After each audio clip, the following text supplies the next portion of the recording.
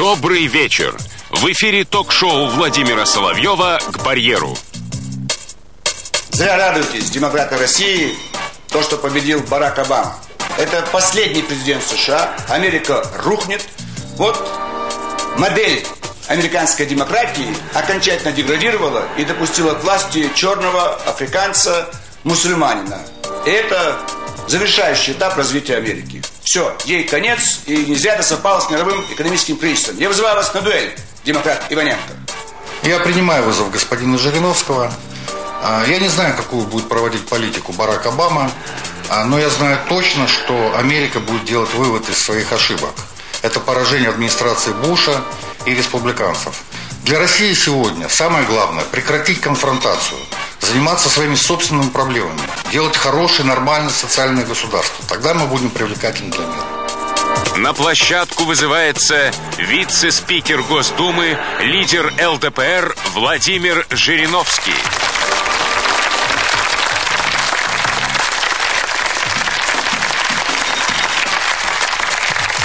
На площадку вызывается член политического комитета партии «Яблоко» Сергей Иваненко.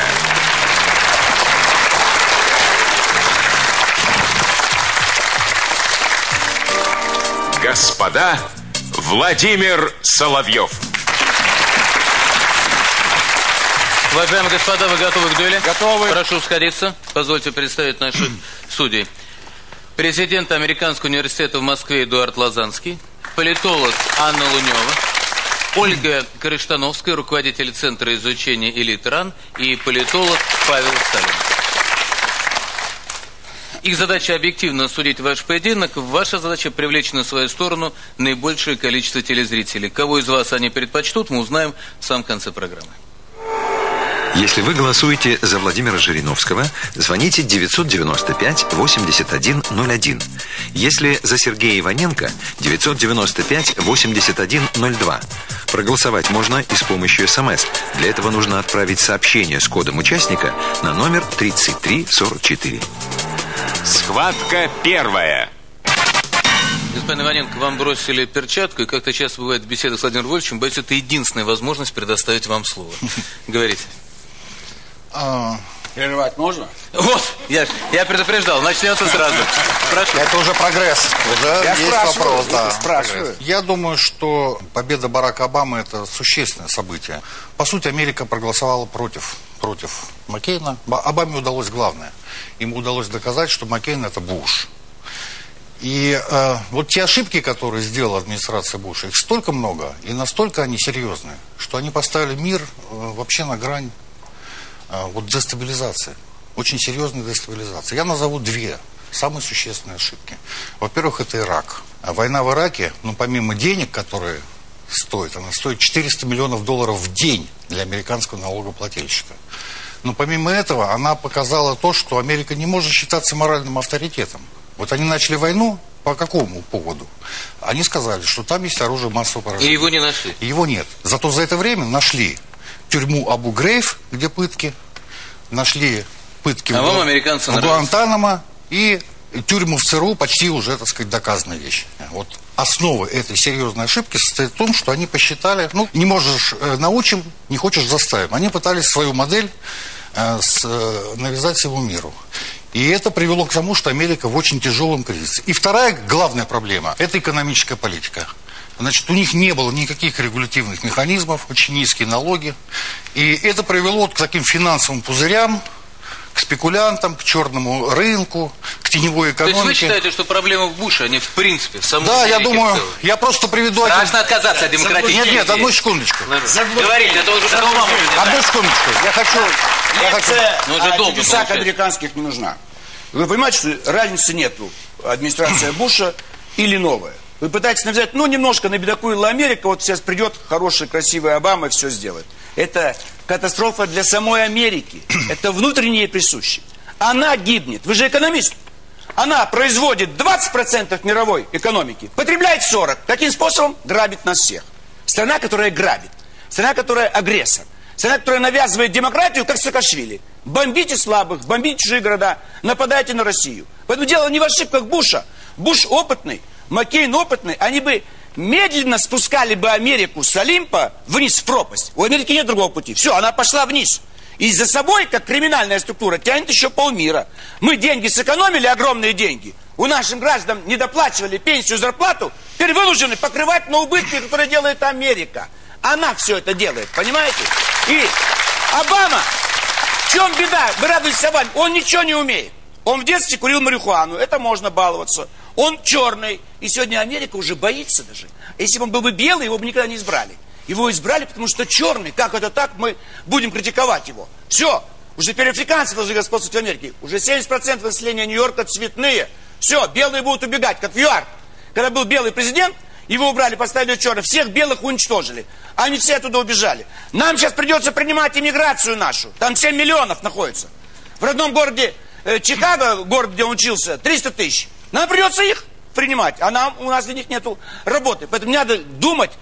Ведь это, вот то, что сделал сейчас Обама, это готовит для всего мира. Потом вместо Саркози появится такой же политкорректный, и арабы захватят Францию. Курды, турки, албанцы захватят Германию, Бельгию, Швейцарию. И у нас, если вот такие, как вы, пришли бы к власти, вместе с Ельциным оставались бы у власти, вы бы нам какого-нибудь северокавказского президента бы выставили бы в следующий раз. И он бы победил. Потому что нельзя его критиковать, он же другой национальности, другой веры. Вот что вы нам готовите для России. Они Югославию, демократы, он говорит, демократы пришли. Да, демократ Билл Клинтон бомбил Югославию. Расчленили ее на 7 государств уже. А теперь Ирак. Они все голосовали. И Обама, и Хиллари все голосовали за войну в Ираке. Что, не ошиблись? Да нет, это единственное у них оружие. Бомбить всех и вся. Но и это уже не получается. Ни силовые моменты, ни доллар, ни демократия, ни подкрытие. Все рухнуло. Все, Америка катится вниз. А вы помогаете ей остановиться. Не помогаете ей, демократы России. Так вот, я... Вы как пятая колонна действуете. Что хочу сказать? Значит, сегодня, к сожалению, и Америка, и Европа в значительной мере проводят политику силы. Она действует с позиции силы. Значит, попирается международное право. Белград, 99-й год. Значит, знаете, вот когда говорят, а чем мы хуже? Чем мы хуже? Вот Россия. Вот мы тоже бомбим там поте горе, да? Так же, как американцы Белград. Да, вот это вот такой аргумент от господина Жириновского, от высокопоставленных, и от высокопоставленных наших ответственных работников слышится постоянно. Так вот я хочу сказать, а чему тут гордиться-то? Ну не надо подражать Америке. Зачем им подражать? Ведь посмотрите, рушится Ялтинская система, а он ничего не значит. 10 лет назад, знаете, вот есть статистика голосования в ООН. 10 лет назад, до того, как пришел Буш к власти, 75% решений, которые вносила США и Европа, поддерживались остальными странами. Сегодня 30%.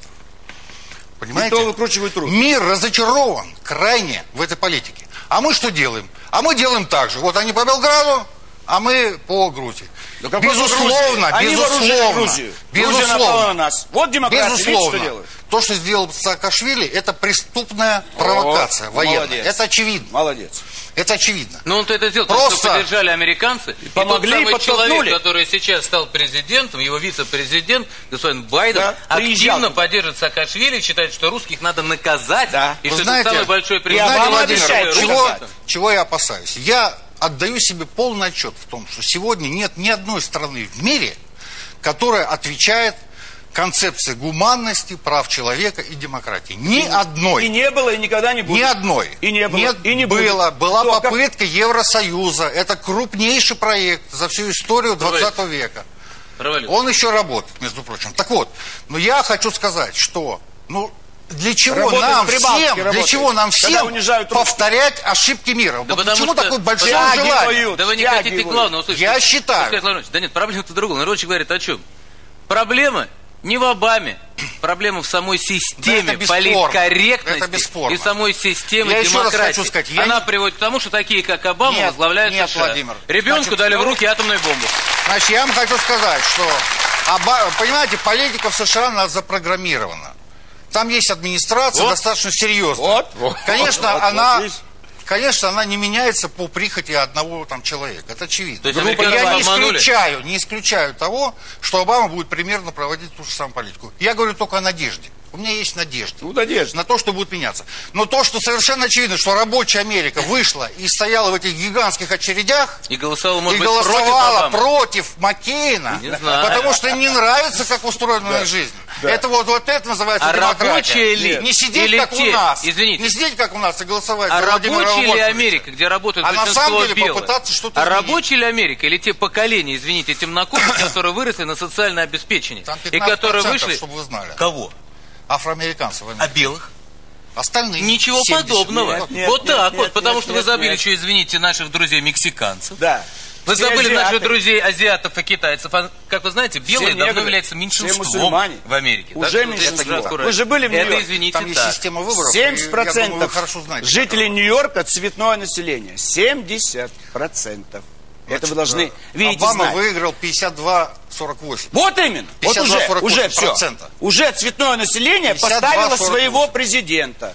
А дальше они будут И уничтожать при этом белых. по выборщикам он выиграл в 2 с лишним раза. Это не играет значения, это уже схема выборов президента США. Так вот, Но я хочу сказать, вы уже сказали. уважаемые коллеги, Да. значит, надо быть спокойным сегодня. У России сегодня есть возможность добиться авторитета. Прежде всего, у наших соседей. Прежде всего, вот понимаете, мы все говорим, ну, конечно, желательно. Желательно быть приличными людьми. То есть, политкорректность? В чем? Бомбят Скинвал, ну, пожалуйста, если можно, меньше бомб. Убивают осетин, можно оставьте хотя бы одного осетина, одного абхаза. Ничего подобного. Русские, забудьте, что вы русские в Прибалтике. Русский язык не нужен на Украине, закрыть русские каналы. Войска надо было вводить в Скинвал, надо было. Мы это поддержали, чтобы вы знали. Вот видите. Мы это поддержали, потому что... это же все провокации США, вы понимаете? Это не сам Саакашвили. Это лучший. Его Маккейн называл сынок. Они вместе танцевали в горах Кавказа. Вы знаете, мир... И Маккейн сказал, что он лучший грузин. Уже они все сделали, спровоцировали. То же самое Ющенко. Не только их подготовили, жен дали зарубежных, с родным с английским языком, чтобы влиять, чтобы следить, чтобы контролировать. Все американское оружие у грузин. Американские инструкторы, вот сейчас мы здесь стоим, они сейчас тренируют их, как убивать русских солдат. Они их тренируют уже. 5 лет грузинскую армию. Что вы предлагаете? Ну вы же понимаете, что Америка с нами уже воюет. Нет, вы что предлагаете? Я предлагаю проводить жесткую линию. Что значит жесткую линию? И прекратить эту всякую политкорректность. Нет. А что? Прекратить унижаться перед кем-то. Да никто не унижается Ну как, давно. видите, Америка унизилась. Вся Америка унизилась. Все. Страна, которая 50 лет назад линчевала негров, мы против этого. Мы поддерживали... Ну а вам какое дело? Америка сделала выбор. Так Америка, вот я об этом вам говорю. А что вы радуетесь за Барака Обаму? Да вы никто не понимаете, радуется. подставная фигура. Вы придумали Америке себе конец. Веселитесь. И так, это же будет издевательство над ним. Белая Америка скажет, это черный африканец. Вы займитесь нашими проблемами. Так вы сидите в Думе уже там а при чем здесь Дума наша? Вы с нашими займитесь, а не Америкой. Так мы занимаемся нашими проблемами. Наши проблемы решаются в Америке, благодаря вам. Вы туда все сдали, вместе с Гайдаром, с Явлинским. Да нет, это ваши счета там находятся. Да наших счетов там нету. Они все в Америке и в Европе, вот так. Нас заставили войти в долларовую экономику. А сегодня мы заявили уже, что будем продавать на рубли. Заявили уже. И мы это в Думе требовали давно. На рубли все продавать. И газ, и нефть, я считаю, и лес. Что мир, вы предлагали нам, демократы, все на доллары. Вы нам ввели доллар. Вы ввели, ну а кто ввел нам его? У нас его не было. Покупайте за юани. Ну, вы. Да при чем и с юани? За рубли. За рубли. Ведь вас тоже там готовили. Так вот, я хочу сказать. Не только Саакашвили, и вас там готовили. На самом деле. Явлинского мир там готовили. Немцова. В Немцова. очень опасном положении. Посмотрите, сколько вот этих тлеющих костров. Очень опасно. Я считаю, ответственность России сегодня. Ответственность России не разжигать конфронтацию, а наоборот попытаться стать вот той силой, которая своим примером выстраивания в стране. Я отвечаю как. Мы должны выстроить такую жизнь, чтобы к нам люди тянулись, чтобы мы не оружием пытались завоевать Грузию. Понимаете? Не оружием. А ракеты они ставят в Польше для чего? А в Чехии РЛС ставят для чего? Против кого ракеты? Против нас с вами. Все ближе и ближе. Они везде окружили нас ракетами. И в Афганистане почему не застряли? Чем афганский народ нужен? База мощнейшая нужна. Знаете, вот Афганистан это несколько другое. А Иран они будут бомбить в ближайшие месяцы. Про ракеты согласен. Зачем они будут бомбить Иран? Про Афганистан тоже боятся. Вы отлично знаете. Вы же выступали и говорили, Афганистан, да, правильно, талибов надо ограничивать. И теперь они сами соглашаются, что талибов надо признать и уходят с позором оттуда. Они должны у нас учиться, они мы. Понимаете, если они уйдут оттуда, придется наших солдат туда отправить. Да, зачем послать наших солдат? Просто пускай весь мир увидит. Поэтому что сделали американцы? Пакистан превратится в государство талибов. Пакистан. Иран они расчленят. Ирак расчленят. И везде будут войны религиозные, межэтнические. На Кавказ падут миллионы беженцев. Это все ваша американская модель. Они поэтому Грузию держат. Грузия для них военная база. Вы понимаете, господин Жириновский? Поэтому ненавидят нас, что мы навели порядок в Абхазии и в Южной Осетии. Смотрите. Они боятся, что русские танки подойдут. На самом деле, вот можно много кричать, но мы на самом деле, по сути, копируем американскую модель внешней политики. Мы защищаемся. Вот что мы делаем. Мы копируем. Они Kosovo, мы сразу признали здесь. А чью копировать? А не надо ничего копировать. Не, у нас какие варианты? Не надо можно копировать модель Ирака. Я вам уже третий раз говорю. Как? Уважать человека. Жизнь, свобода, достоинство, справедливость. Никто понимаете? Не отказывается. Внутри страны. Так надо делать для этого что-то. В Америке. Делать. А вы 90% времени... Ваша любимая Америка мешает. Да плохому танцору, знаете, всегда что-то мешает. Не плохому. Мы танцевали в 45-м году в Берлине. Мы танцевали. Они нам тушенку поставляли. Сейчас у них никогда американские солдаты нигде не погибали. Они никогда не воевали. Это нация торгашей. Нация авантюристов. Туда ехали преступники. Какой нормальный человек покинет родную страну и уедет в чужую страну убивать там местное население? С чего началась-то Америка? С убийства местного населения. Потом линчевали негров. Потом блокировали Кубу. Потом бомбили Белград. Потом они бомбили Ирак, Афганистан. И вы нам говорите, вот хорошая модель. Обама подставная утка. Все.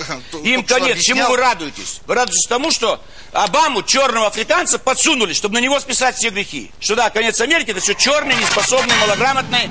Погубили эту несчастную Америку. И давно уже погибнуть. И вам нужно. 5-й колонии в России давно погибнуть нужно. Надеюсь, в следующем раунде мне про политкорректность объясните. Для России опасно это или нет?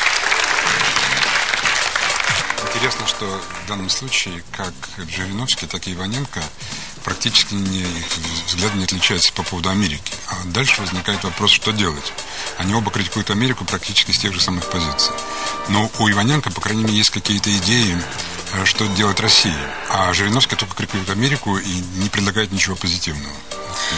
Я с вами соглашусь. На мой взгляд, они говорят абсолютно об одном и том же. Просто их модель, которую каждый из них предлагает реализовать, отличается их идеологическим окрасом. Поэтому, на мой взгляд, в этом раунде можно отдать ничью. Да, наверное, ничья, поскольку они по отношению к Америке у них нет разногласий. Я услышала две позиции. Первая, которую выражал Жириновский. Чем хуже Америке, тем лучше для России.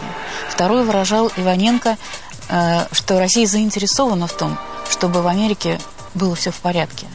И душой я на стороне Иваненко. Но объективности ради надо сказать, что в этой полемике убедительнее и ярче был Жириновский. И, конечно, победить ораторский гений Владимира Вольфовича мало кому удается. Поэтому все-таки... Несмотря на свои внутренние предпочтения, я этот раунд отдала бы Жириновскому. Абсолютно с вами соглашусь. У Иваненко были любопытные аргументы, но они были рациональными. А здесь все-таки эмоции, массовые страхи и стереотипы победили. Так что победа за Жириновским.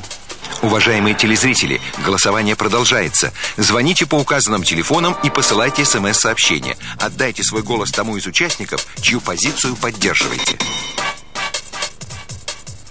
7-й президент Соединенных Штатов Эндрю Джексон был первым на этом посту представителем Демократической партии и считается одним из ее основателей. По легенде, он участвовал не менее чем в 100 дуэлях. Одна из них состоялась 30 мая 1806 года в Нэшвилле. Накануне он сильно поспорил с юристом и плантатором Чарльзом Диккенсоном. Первым же выстрелом Диккенсон, прекрасно владевший оружием, ранил Джексона. Но тот, схватившись левой рукой за грудь, правой поднял пистолет и прошил противника насквозь. К вечеру Диккенсон умер, а Джексон так и проходил до конца жизни с пулей, застрявшей где-то возле сердца.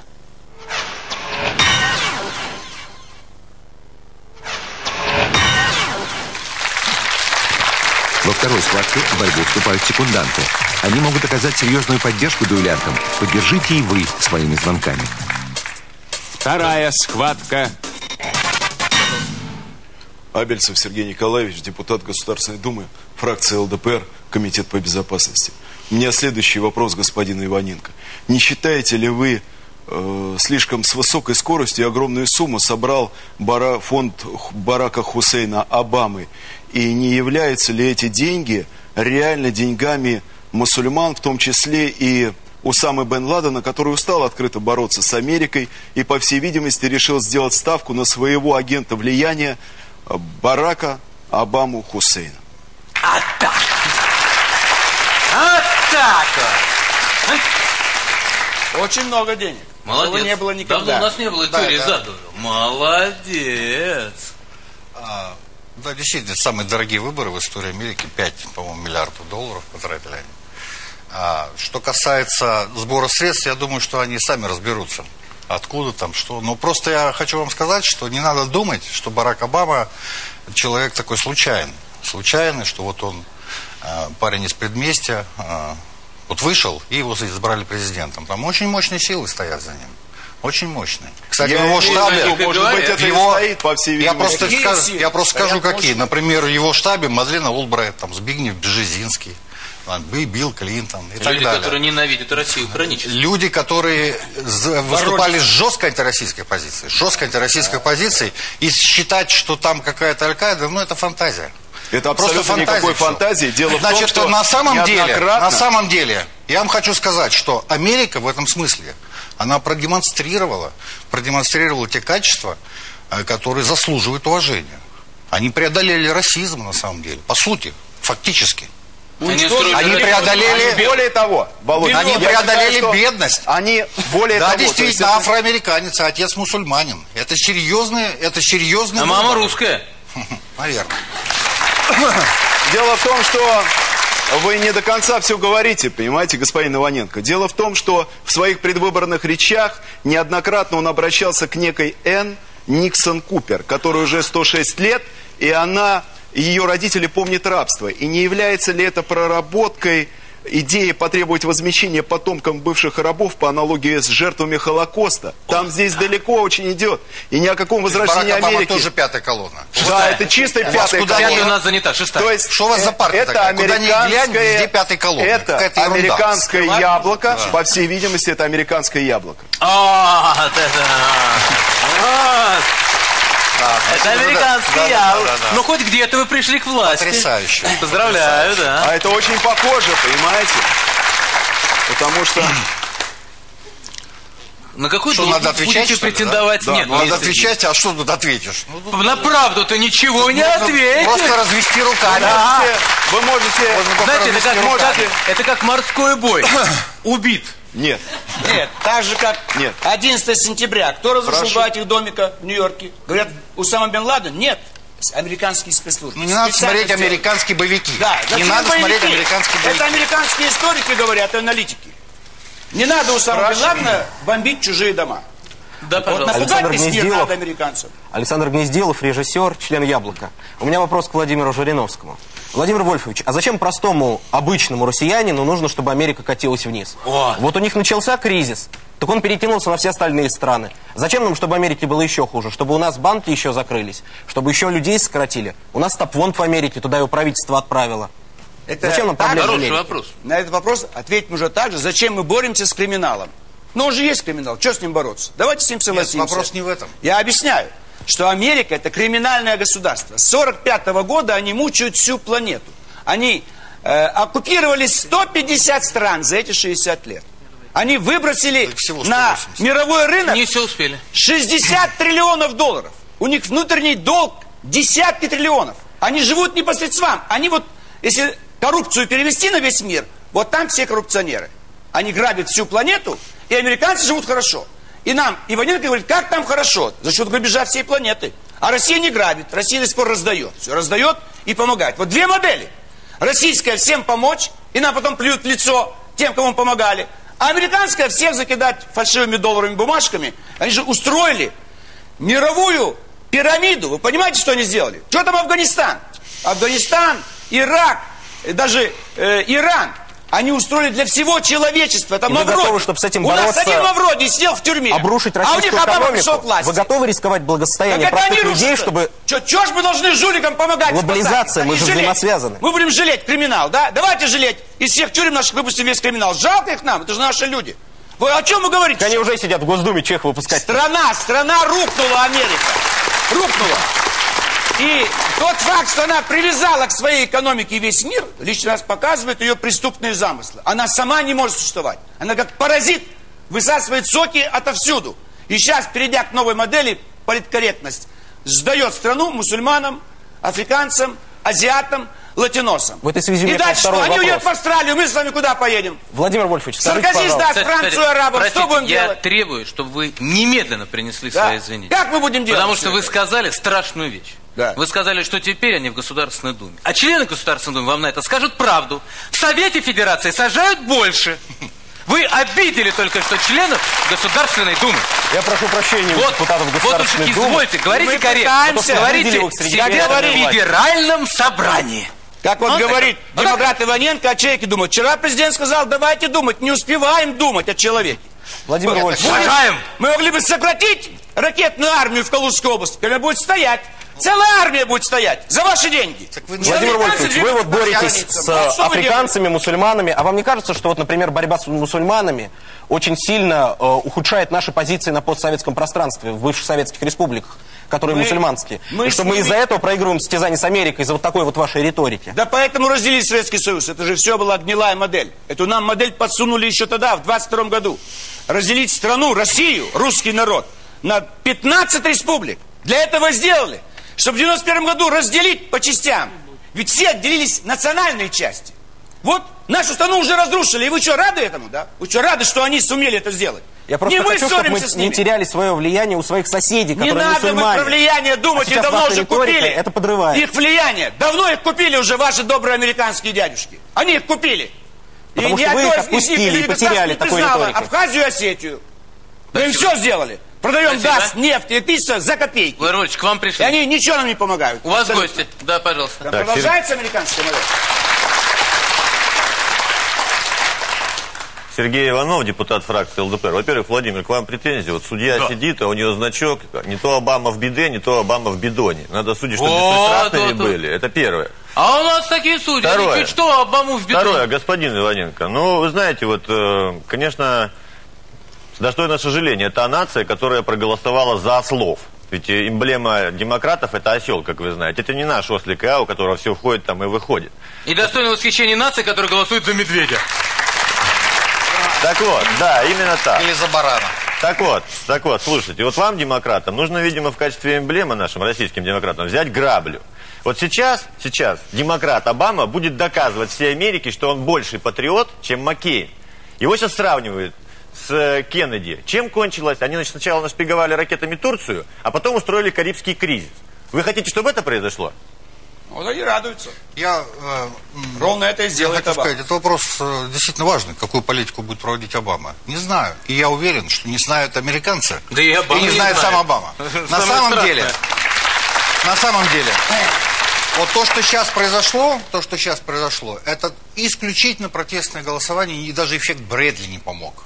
Знаете? Там белых мало осталось. Настолько подавляющее большинство, настолько крайнее неудовольствие политика предыдущей администрации. Нам надо объяснить, что такое эффект Брэдли. Эффект Брэдли в Америке – это эффект Жириновского в России. Да. Когда во время опроса общественного мнения спрашивают, за Жириновского голосовать будете, люди на всякий случай опасаются и говорят, нет, не буду. А на реальном голосовании все равно, когда остается один-один в кабинке, голосуют. Эффект Брэдли считается наоборот. Так прикольно. А потому что человек политик, потому что он глаголом жжет сердца людей. А это даже не из питерских. Я отвечаю на вопрос. А вы еще не знаете? Я отвечаю на вопрос. Но юрист. На самом деле, конечно, сегодня Америка ослаблена. И Европа ослаблена.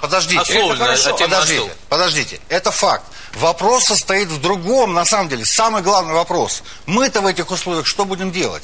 Мы будем тут кричать с утра до ночи и восхищаться тем, что там все падает и все рушится. Или мы будем отстаивать свои интересы и решать, с моей точки зрения, главную задачу.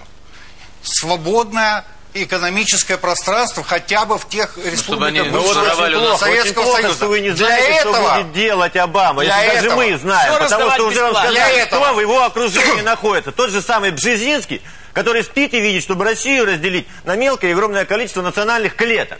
Мы прекрасно знаем, что будет делать Обама, а вы не знаете. Поэтому пошли туда не МЧС, а батальон «Восток». И в этой борьбе... У вас небольшая мания величия, что вы все знаете. На самом деле... пока все, что мы говорили, сбывается. И Иран будут бомбить. Вы молчите, я вам говорю, будут уничтожать Иран в ближайшие 2-3 месяца. Кстати говоря, Иран. Будут. Вот, кстати говоря, Иран. Вот смотрите. А это дестабилизация всего Южного Кавказа. Одна из ошибок администрации Буша в чем состояла? Вот есть реальная проблема. Вот вы хотите, чтобы в Иране была атомная бомба? Я нет. Это граница России. Это очень близко. Я против этого. Но сейчас американцы настолько завязли в Ираке, настолько они, так сказать, восстановили против себя огромную часть мусульманского мира, что они в Иране ничего сделать уже не могут. Они теперь зато избрали понимаете? Партию, который Барак Хусейн. Понимаете, это вот один из примеров. Иран это одна из тех точек, которую на самом деле надо решать. Так и это вовсе не американский интерес. Извините, а это и наш российский интерес. Как решать? Батальон? Сами не знаете. Вот именно. Ну решать-то мы не можем. Но это вы не можете. А кто может? Надо просто людей других. А кто может надо решать? Других людей. А Америка и Израиль будут решать только путем бомбежек. Бомбить будут, бомбить. И Андрей Бабушкин, председатель комитета за гражданские права, член партии «Яблоко». Владимир Вольфович, сейчас проверим, можете ли вы отвечать коротко, а то мой коллега говорит, что вы это не умеете делать. Первый к вам вопрос. Скажите, пожалуйста, открывает ли избрание Обамы нормализацию между Америкой и странами мусульманского мира, странами развивающимися, теми странами, которые были основными противниками Америки? Да или нет? Вы когда будете следователем, а вы им никогда не будете.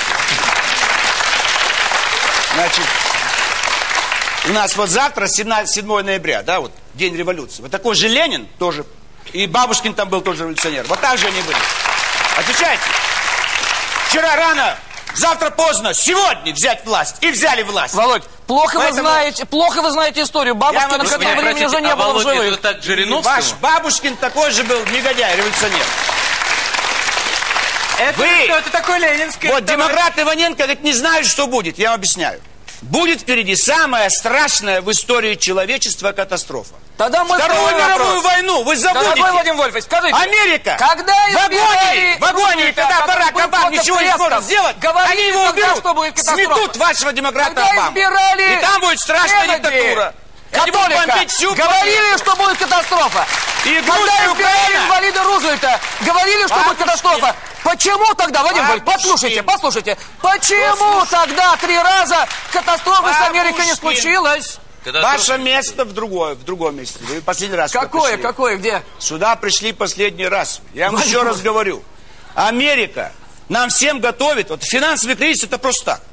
Впереди все, конец. Ну вы на вопрос хоть можете ответить или нет? Что они нам готовят? 3-ю мировую ядерную войну. Тогда как же вы им помогаете-то, интересно, а? Как же мы им помогаем? Ну помогаете вы тем, что дестабилизируете ситуацию. Они специально поставили Барака Обаму, чтобы он не справился. Вот вы сказали, что они дали жен президентам Пакистана. А вы почему им жен не дали? А вы почему им дом не дали? А откуда у Жириновского жены на раздачу им? Должны быть. Сидит в Госдуме, должно быть много жен.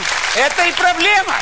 Американская элита не хочет белого подставлять. Им жалко еще белых. Какая-то есть солидарность. Американская элита. А пускай черный американец. С соседями надо улучшать отношения. И когда? С соседями ругаться нельзя. Владимир Владимирович, послушайте. Я вам что он такой? Говорю. Он же вопрос должен задавать. Послушайте. Надо улучшать отношения с соседями. Поэтому поставили выходца из другой этнической среды. Какие соседи у них? У них Атлантический океан и Тихий океан. Вы сами сказали, мексиканцы. Вы географию Бабушкин не знаете. Вы думаете, что за океаном нет соседей? У них собрались преступники со всего мира. От нас кто-то уехал в последнее время. Все преступников. Мы почему не можем заняться борьбой с коррупцией? Они все уехали. Почему за Яблоко не голосуют? Они все уехали. За СПС они уехали. Они там сидят. 10 миллионов российских жуликов. А вместо них 10 миллионов таджиков работают здесь. Это известно. Праздник. И в Афинах не голосовали за... со своими правозащитными интересами. Поэтому вы никак не можете понять, что подставляют вашего негра-демократа.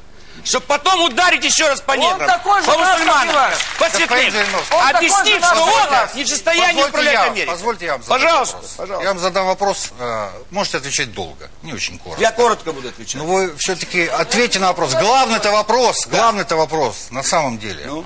Нам выгодно падение Америки или нет? Она ослаблена. Но России выгодно или нет?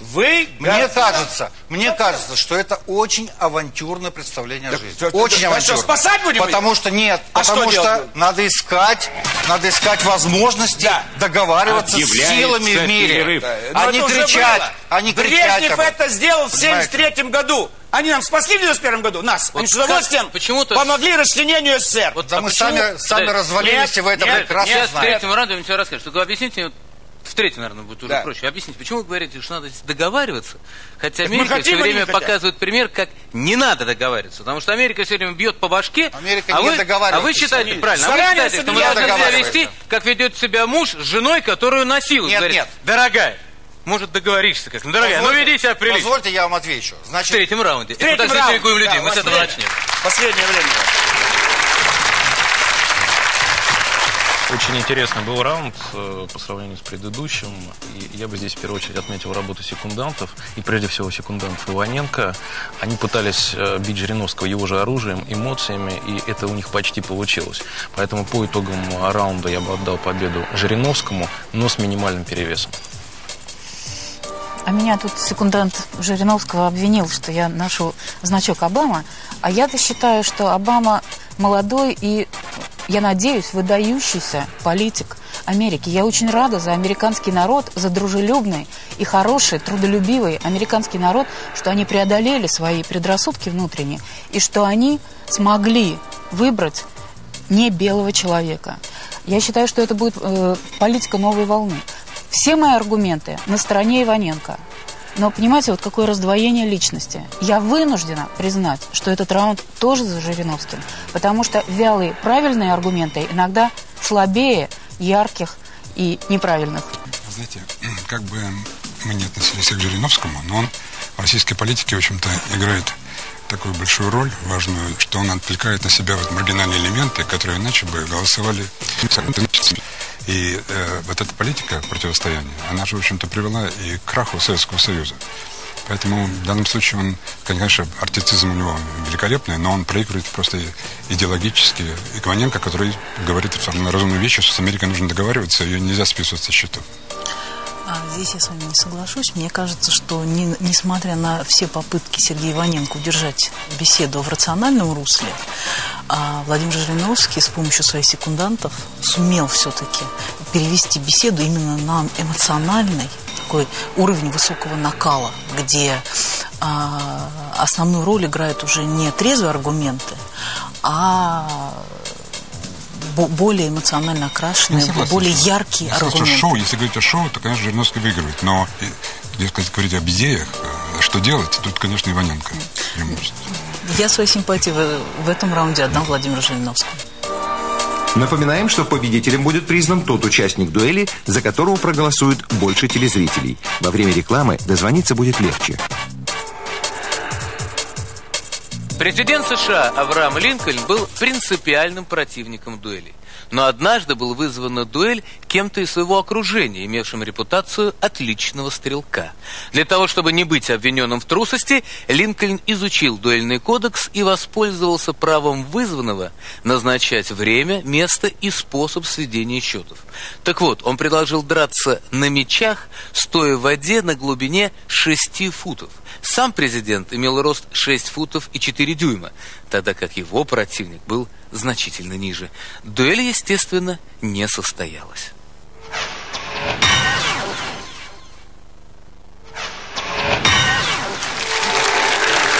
В третьей, завершающей схватке, дуэлянтам предстоит отвечать на вопросы Владимира Соловьева. Схватка третья. Я обещал вам дать возможность ответить. Вы все время говорите о том, что мы должны вести себя прилично. Вот рисуйте, пожалуйста, модель. Что значит вести себя прилично? Пожалуйста. Как кто? Пожалуйста, вот в том-то дело, что я не могу вам назвать. Вот господин Жириновский все время пытается нам навязать мысль, что мы призываем сделать как в Америке. Это не так. по меньшей мере. Но ему так удобнее, потому что ему больше просто не о чем говорить. Речь. Как мы себя должны... Значит, на самом деле, ключевой вопрос, что лежит в основе государственной политики? Да. Права и свободы человека. Это наша позиция. Права, свободы, справедливость. Есть хоть и одна все страна, государственные... Понял, на сегодня нет. В середине 20 века такие попытки делали в Европе. Социальные государства. То есть вы призываете социальное к государство. утопии тогда? Понятно. Нет, не к утопии, просто... Но вы за политкорректность. Подождите, я же отвечаю. А вы же сказали, что нет такой страны. Я отвечаю. Просто после Второй мировой войны, когда было поколение политиков, которые знали, к чему приводят войны, страшные мировые войны. Они этого боялись. Они выработали концепцию, в основе которой лежала всеобщая декларация прав и свобод человека. На основании этой концепции защищали права отдельных людей. Все государства работали, многие государства стремились к этому. На этой основе был достигнут мощный экономический рост. Да. Сейчас пришло поколение после распада Советского Союза, мировых лидеров. Нет, подожди, вы считаете не в этом, нет, а я считаю в этом. Вы говорите вещи, которые хорошо известны, и с ними никто не собирается спорить. Вот именно, но что страшно другое. Страна, которую все говорили, как пример идеального отношения к своим гражданам. Страна, и вы сами сказали, что надо быть приличными людьми и политкорректными, которая всем говорила, как надо быть политкорректными, вела себя как конченый вурдалак во внешнем мире. Вы понимаете? Так? Вот то, что вы говорите, вот я вам возвращаю ваш аргумент. Пожалуйста. Да это все знают, весь мир. Правильно. И вы призываете в этой модели жить, быть политкорректными и правильными. Подождите. Просто из этого можно сделать два вывода. Можно радоваться этому, как Жириновский. Я не радуюсь. И плясать на костях. А можно пытаться сделать что-то приличное в этом мире. Так разница наших подходов. Тот путь, который делал, как вам кажется, прилично в этом мире, осуществлен Америкой и показал неприлично снаружи, Владимир, и негр-президент. Вы там жили, да, вы лучше нас знаете. Уехал. Да, вы лучше нас знаете. Плюнул им в лицо. Учил их экономике, они плохо у меня научились, все у них рухнуло. Значит, я настаиваю. Вот вы говорите, что нужно сделать. Я говорю вам, что нужно сделать. Поднимать образование, поднимать медицину, поднимать науку, поднимать культуру. И будет свой Барак Обама. Поднимать культуру. И тогда Россия будет интересной, привлекательной и развитой страной мира. Да, и все сюда поедут, и президентом будет Барак Обама. Да.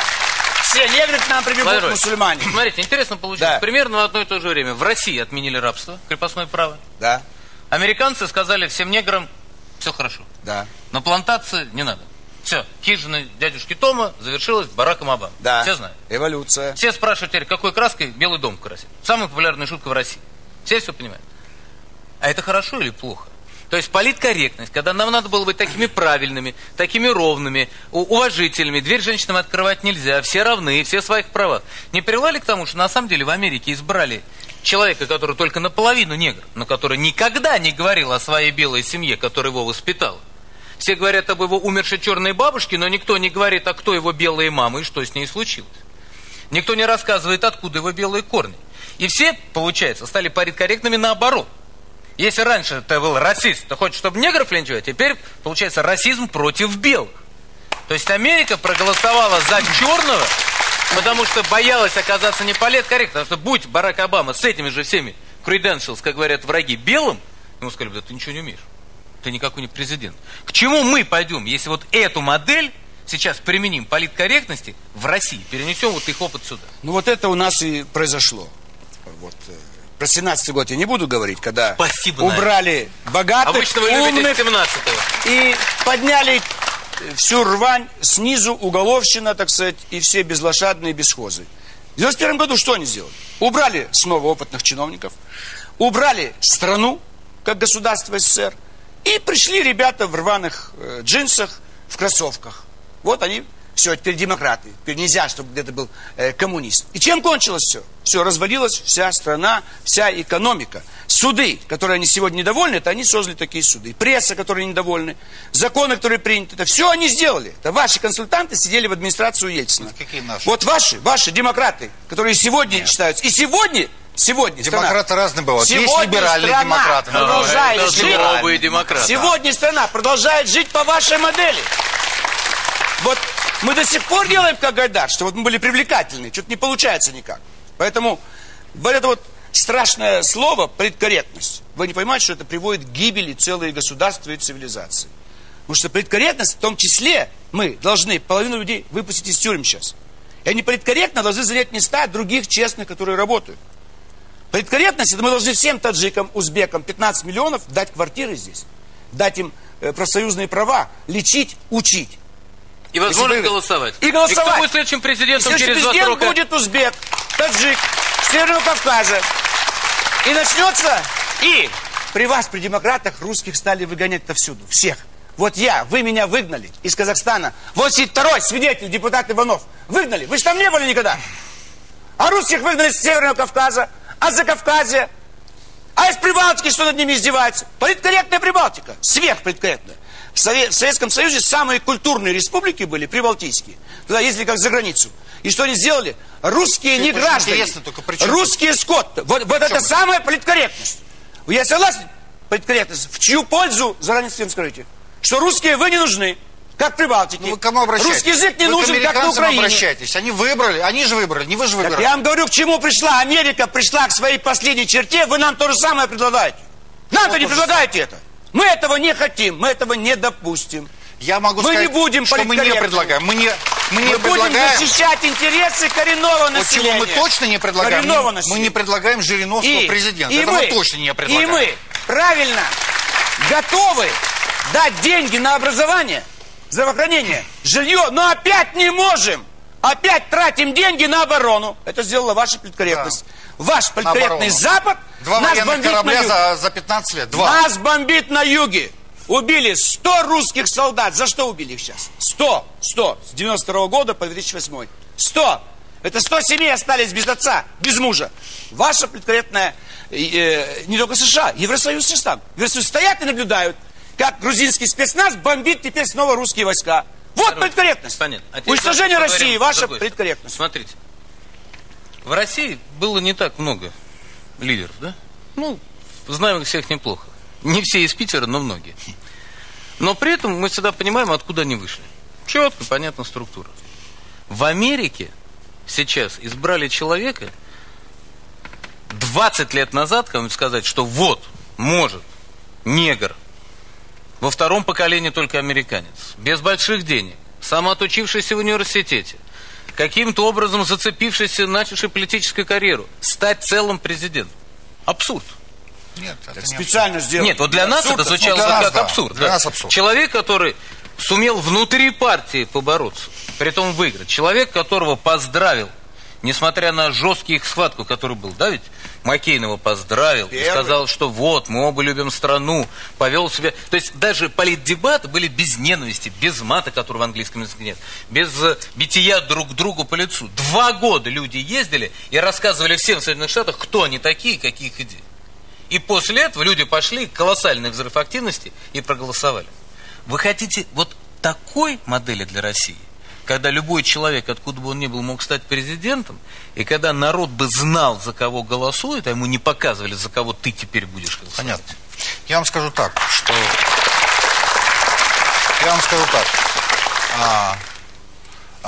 Понимаете, вот я считаю, что ключ, на самом деле, это позиция общества.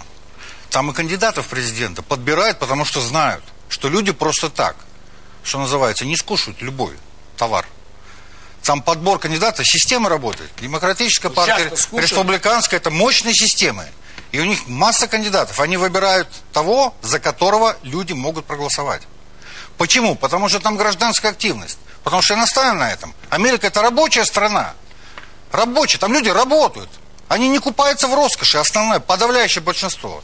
Кому я рассказываю? Человек, который там жил. И за кусок хлеба они работают. И они просто, извините, себя уважают. Они уважают свой голос. Они искренне верят в справедливость и в честность, в отличие от нашего. Я бы хотел, чтобы у нас в России, мы во многом похожи на Америку, чтобы у нас в России вот такая точка зрения, вот такая позиция возобладала. Тогда и выбирать будем нормально. Только есть небольшая проблема. В Америке 15 лет назад мечта была начать свое дело, заработать денег, жениться, воспитать детей. Сейчас мечта простая.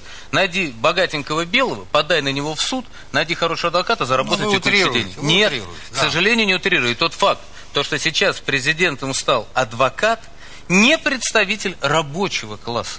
Человек, который не занимался тем, что с чего-то... Нет, он всю жизнь африканскую, негритянскую тему использовал.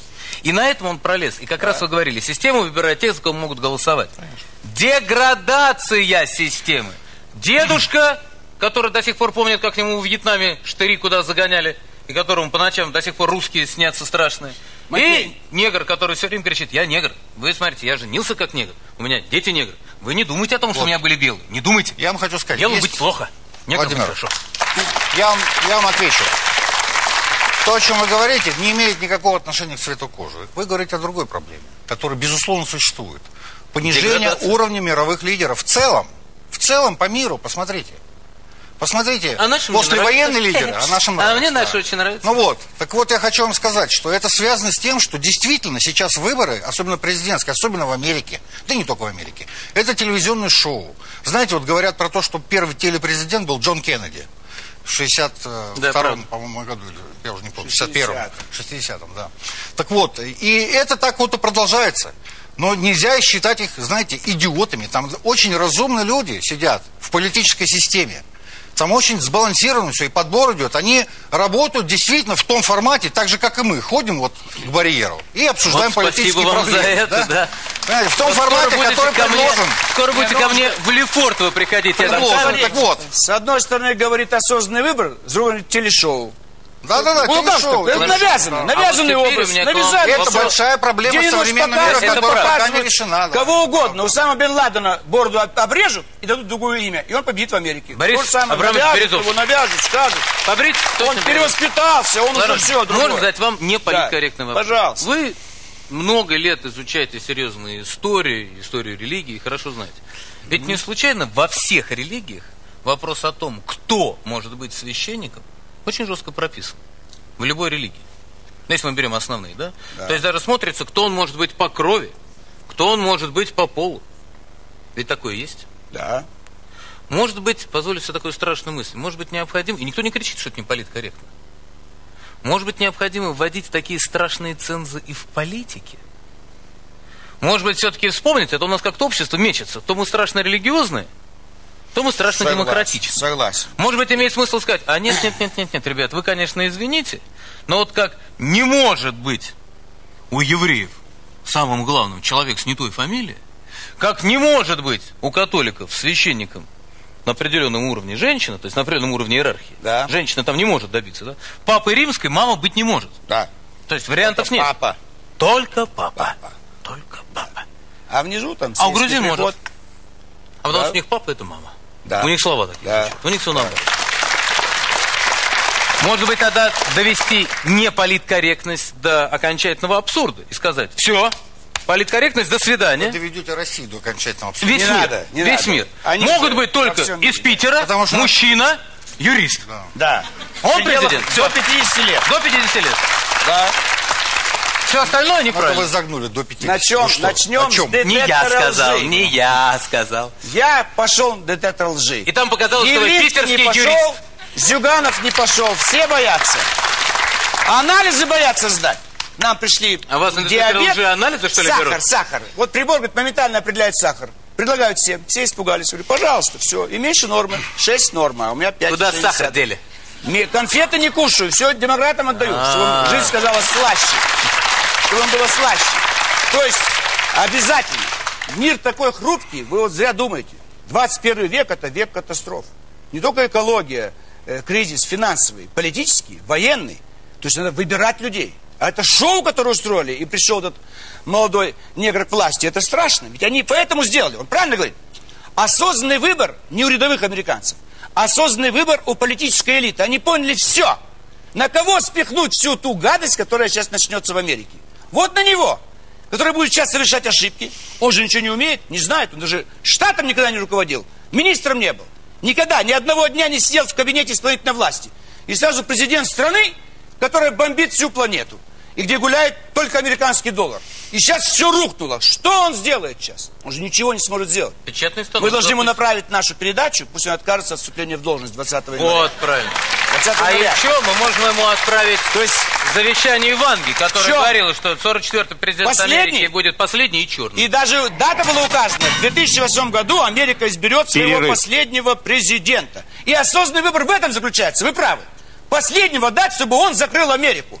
Так вы что, чему вы радуетесь? Что он же все сделает? Я хочу сказать, что... Это катастрофа для Америки. Как бы к этому не относиться. А вы гордитесь, какая бы система выборов ни была. Могильщик. Я думаю, даже действительно, если это решение политического класса, оно внушает надежду. Это значит, политический класс считает, что нужно что-то менять в Америке. И тогда у нас есть шанс. А я как-то предпочитаю верить в Англию, а не политическому классу. Потому что политический класс как к ответу попытаешься схватить, его все время нет. Вот что он сейчас делает, Барак Обама? Действительно, будут изменения. Изменения, которые пойдут к последней черте, вот красная черта. И тогда они будут махать ядерной дубинкой. Что будете потом говорить? Потом пойдет ядерная дубинка. Мы этого не допустим. А вам бежать будет некуда. До конца программы остались считанные минуты, но у вас еще есть возможность повлиять на конечный результат. Продолжайте голосовать.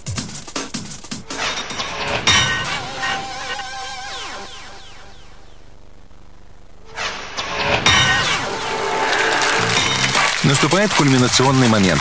Сейчас судьи огласят свое решение, а мы подведем итоги голосования телезрителей. Прошу, господин Лозанский.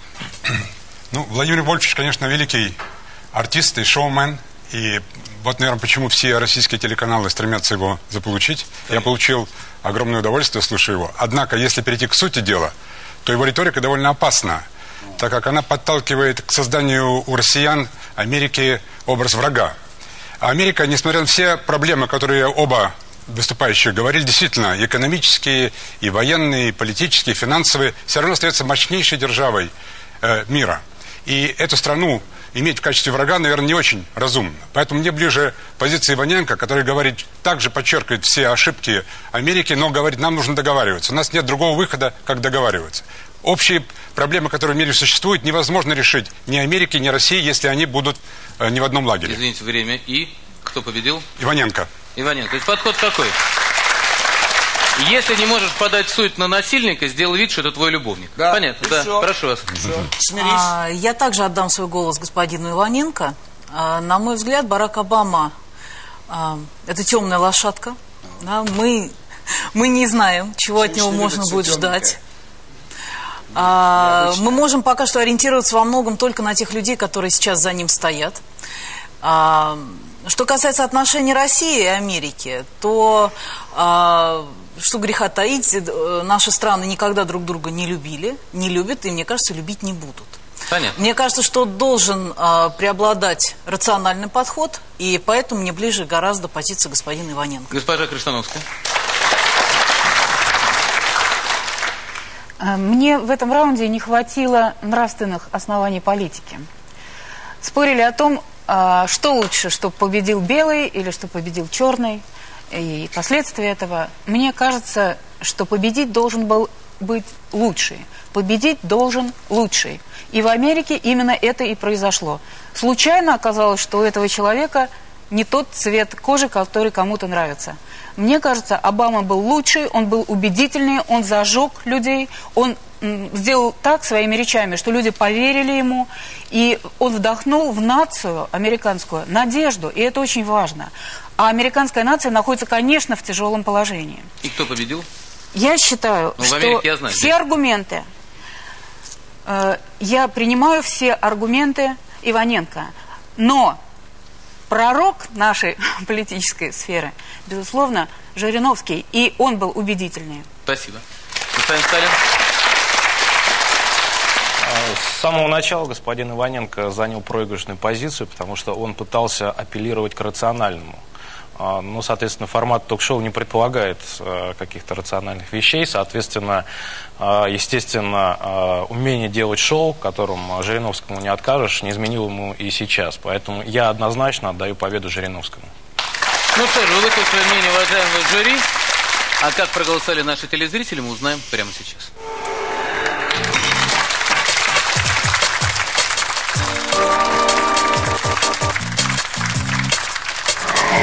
По результатам голосования телезрителей победил Владимир Жириновский.